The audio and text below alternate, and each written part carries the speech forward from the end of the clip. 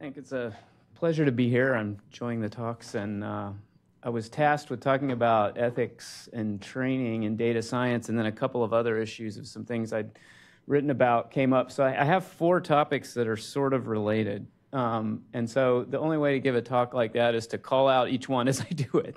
I've been talking to the Center for Ethics at Emory about some of our data science planning and interactions there, and I've been reading about statistics, ethics and statistics for some time and presenting that to our students.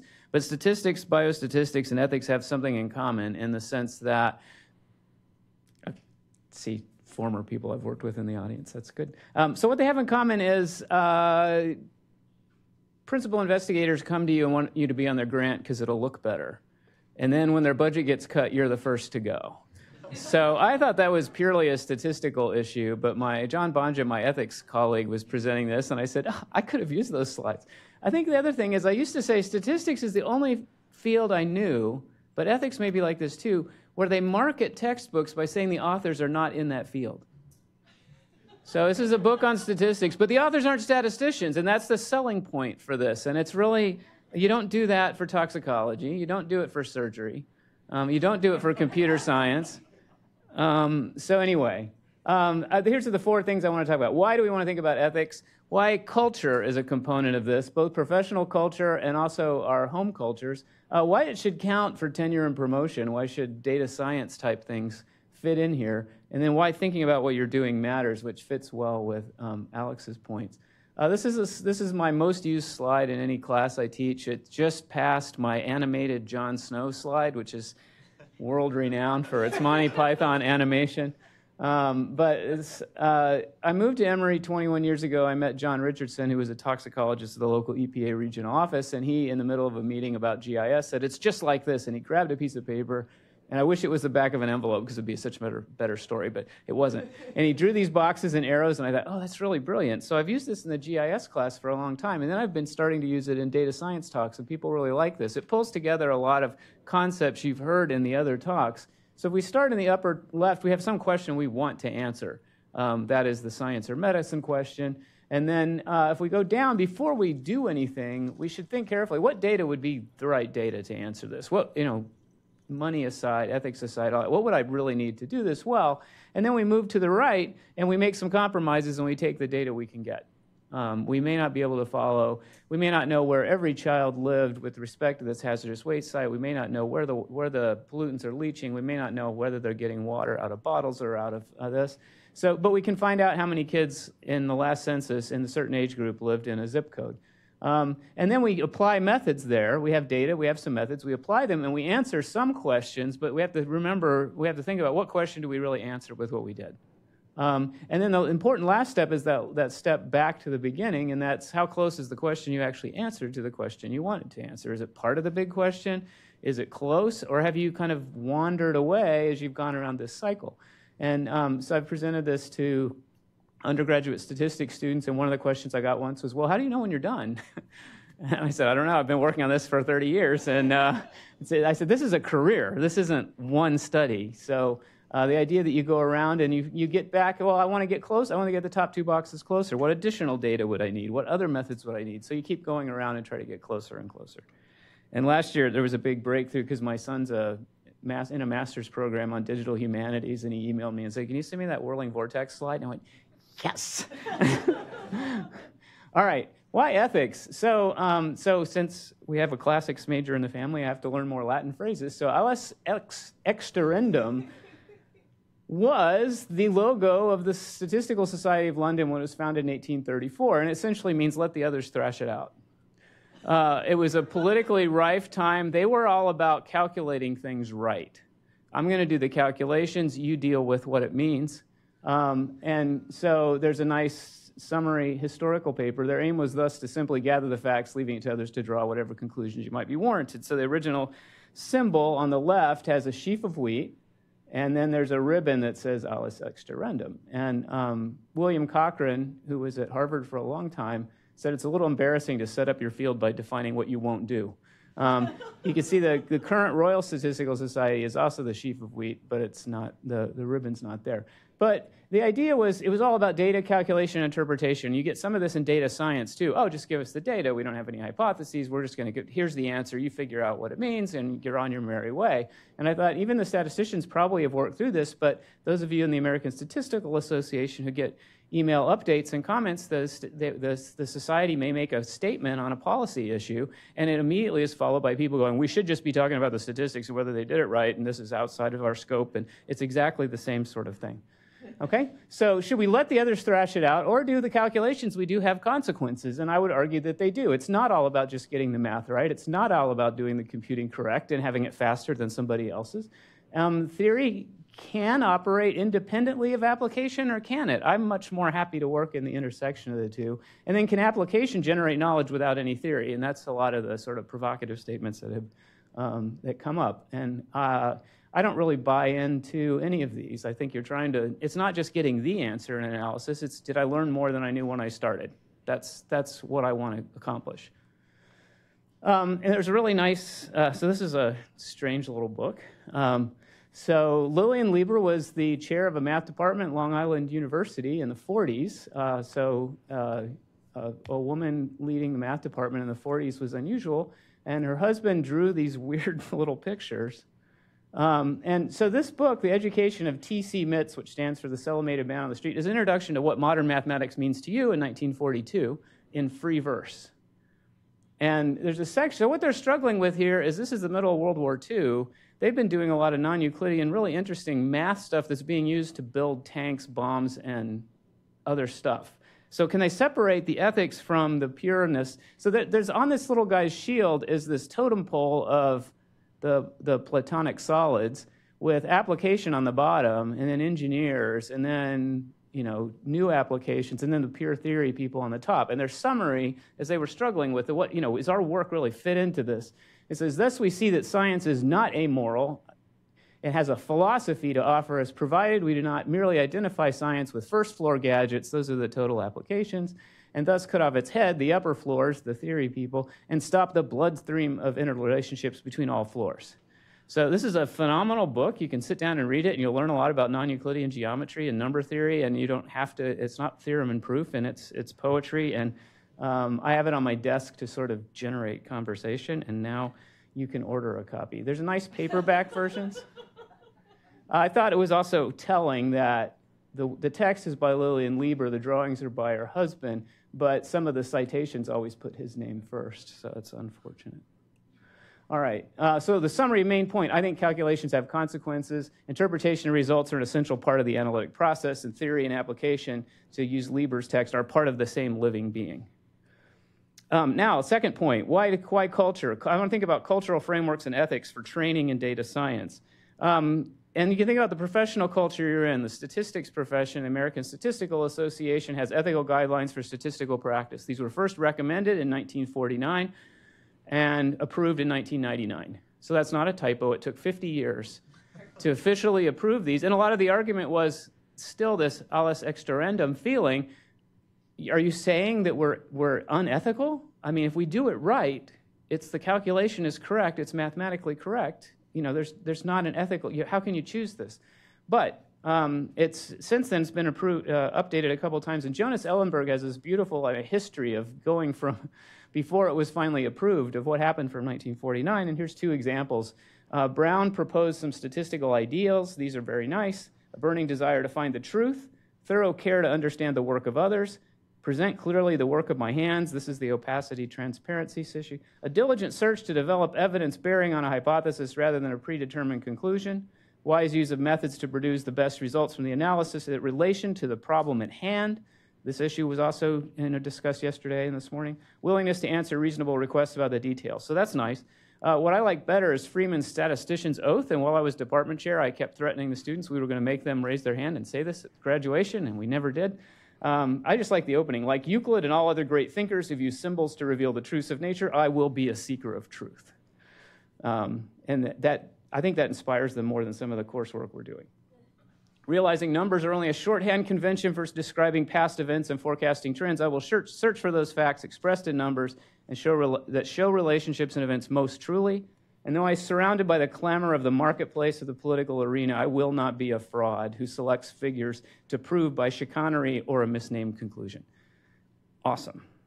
The guidelines for statistical practice embody some of those moral principle ideals, but some of them are professional practice things. Professional integrity and accountability is one. Integrity of data and methods. We want to get the right data, use the right methods. There's a list of responsibilities to the people you work with, because statistics is largely a collaborative process. Statistics are science, big S science, the public, funders, clients, research subjects, research team colleagues, other statisticians, and practitioners. You know, are you adding to science? Are you helping the public? Are you treating your research subjects fairly? Are you working together in your team? And are you explaining your work so other people can do it? There are also responsibilities regarding allegations of misconduct, because despite what the early statisticians thought, there were people who were using it for nefarious purposes. And then responsibilities of employers, including organizations, individuals, attorneys, other clients. So a lot of it's professional responsibility tied into being a seeker of truth. And then Elliot, not this Elliot, but a different Elliot, has a really nice paper in American Statistician about a year ago about concepts, cultural concepts and ethics training for statistics, and I think these portray to data science as well. So one, they set this up. We do make moral choices every day all the time, and a lot of these are done through habit but not conscious thought. And we consciously and conscientiously examine how we make these choices. We become better professionals, better citizens, better people. The comparison they were thinking of is a lot of the training for responsible conduct and research is based around Western ethical concepts, and we get terms like non-malfeasance, beneficence. So do no harm to others, allow people to make free choices. At first I read justice, treat people fairly, where you treat equals equally and unequals unequally. I thought, oh, is that really fair? And then I got in the TSA line, and I thought, I guess I do that every time I travel. And so utility is maximize the ratio cost of benefit to harm. Fidelities, keep your promises agreement. Honesty, don't lie. Don't cheat, mislead. Privacies, respect personal privacy. So these are issues that come up, and we're familiar. Any of us who've been through the sort of training for this, but they were contrasting it with the majority of their students were from China. So what are Confucian moral philosophies, and lining these up? And you know, we all spend time making lists trying to do a one-to-one match, and it doesn't quite work, but they cover a lot of the same geography of difficult choices you make. So here, benevolence is connectedness and altruism to all people, so the value of others. Righteousness, or yi, making correct decisions over just the fact that you're gaining materially. Ritual propriety is sometimes translated as a word I've just forgotten, reverence. So treating life with honor, there's more to it, and it's important. Wisdom, or zi, the importance of learning. Trustworthiness, shen, act with loyalty. And filial piety, xiao, respecting ancestors, may be a little more formalized in the Confucian setting than it is in the Western setting, and some of the respect for elders. So there's different strengths and weights on these things, but you can see they're kind of covering similar space. So the training for statisticians and data scientists, first of all, there needs to be training that there's a need for ethical principles. There's also a discussion of your professional identity and culture in this space. And then think about that while we have culturally specific moral philosophies, they tend to cover the same ground. So we're seeking truth, we're trying to provide clarity, and respecting others. So I don't think that's the magic list of 3 things, but I think that all 3 of those are covered in both systems I listed. So the next is a little bit of a gear shift of why should data science accomplishments count for promotion and tenure. This relates because there's ethics, but there's also this culture, and data science as a professional culture is still developing. The data scientists were not trained as data scientists. They became data scientists, but now they're establishing training programs to say this is the core material and this is what it means. So this came out because I went to a department chair's meeting, and some very young, very excited and excellent data scientists were presenting, and one of the chairs said, well, how are you going to get promoted doing that? And I opened my mouth and said, well, it's part of the chair's job to package this and promote, you know, the flame devices. It's part of the chair's job to recognize the excellence they have in their junior faculty and put it forward for promotion. So This is the pre-Copernican promotion system in academia, starting with you on the bottom, and then you get promoted by your department, then your chair, and then the promotion and tenure committee, then to a dean, then to some advisory committee, and then the president and the trustees. So it takes a year. And you can also call this the administratosphere. As you move up through it, you become less important, and the documentation takes on its own life. So the key is, what are these people looking for to pass it through? What are they used to seeing, and how do they measure success? Ernest Boyer in 1990 wrote Scholarship Reconsidered, which deans and presidents like to talk about a lot, but a lot of junior faculty are not aware of this, that there are different types of research. The 4 types, and I'm going to put the data science version because I think they're all relevant here, and maybe more so than other settings. The scholarship of discovery is what people think research means. It's new methods to do new things. So for data science, you'd be discovering new ways to do data science. Scholarship of integration is like linking data science and statistics, or data science and computer science, and doing something new in the middle of the two fields. Scholarship of application would be taking data science ideas into medicine or into engineering or into other things and showing that you can do better than what the standard tool is. And then the scholarship of teaching and learning is not just teaching data science, it's doing research about teaching data science and how do we learn data science and what do we do. So I think that all 4 of these relate to data science just like they relate to all fields, but I think the integration and application are higher. There's a lot of data science that falls in those zones and needs to be documented as such. Part of the trick for going up for promotion is showing you did good research in your area, and publications have always, peer-reviewed publications and citations have always been kind of the coin of the realm, that and grants. You know, can you get funded to do your work? Are people recognizing your work? Are they citing your work? And, you know, the authorship matters, the order of authors matters, which journals you're in matters.